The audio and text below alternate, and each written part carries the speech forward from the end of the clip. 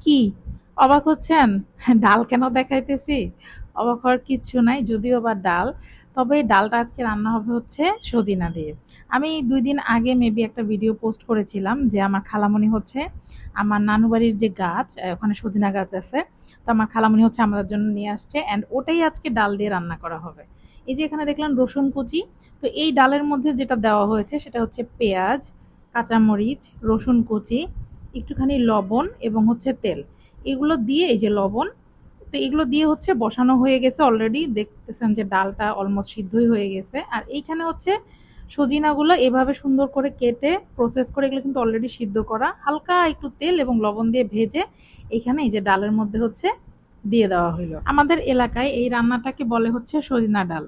তো আজকে আমাদের রান্না করতেছে হচ্ছে আমাদের বাসার বাবুর্চি খালা। উনি অনেক মজার রান্না করে, তো উনার মতো করে উনি রান্না করতেছে। আমি জাস্ট আপনাদেরকে রেসিপিটা একটু শেয়ার করতেছি। ভাবলাম যে একটু সজনা ডালের রেসিপিটা শেয়ার করি। অনেক এলাকায় সজনা ডালটা খায়, আপনারা যারা ভিডিওটা দেখছেন তারা শেয়ার করতে পারেন যে কারা কারা খেয়েছেন। তো এইখানে হচ্ছে ডালের বাগারের জন্য খালা হচ্ছে রসুন তেল দিয়ে দিছে, আর টোটাল রান্নাটা কিন্তু হচ্ছে সরিষার তেলের।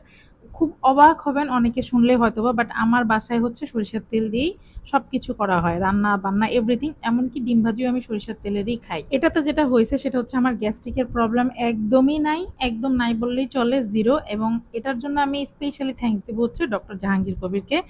উনার থেকে ইন্সপায়ার্ড হয়ে অ্যাকচুয়ালি হচ্ছে সয়াবিন তেল টোটালি খাওয়া হয় না এখন। আচ্ছা যাই হোক, তো রসুন ভাজা মোটামুটি হয়ে গেছে, এর মধ্যে হচ্ছে শুকনা মরিচ দিয়ে দেওয়া হইলো।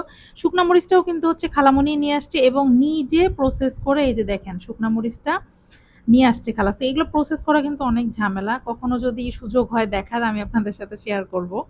আর আমার রান্নার ভিডিও হচ্ছে একটু ভুল ত্রুটি হইতে পারে, কজ রান্নার ভিডিও আসলে আমি অতটা করি না, এক্সপার্ট না আমি আর কি। তো সেইভাবে একটু সবাই ক্ষমা সুন্দর দৃষ্টিতে দেখবেন।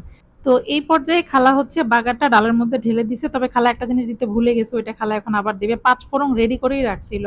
আর ডালে কিন্তু পাঁচ ফোড়নের ভাই তুলনা নাই, যাই বলেন পাঁচ ফোড়ন দিলেই ডালের অন্যরকম একটা ফ্লেভার আসে। তো এখানে হচ্ছে একটু আন্দাজ মতো পাঁচ ফোড়নটা আলাদা করে ভেজে নিয়েছে। আপনারা হচ্ছে পেঁয়াজ, তারপর হচ্ছে শুকনা মরিচ ওটার সাথে দিয়ে দিলেই পারেন। অনেকে হচ্ছে বাগারে কাঁচা পেঁয়াজটাও হালকা ভেজে নেয়। এটা হচ্ছে কি যার যার রান্নার রেসিপি যার যার মতো করে সবাই হচ্ছে করে।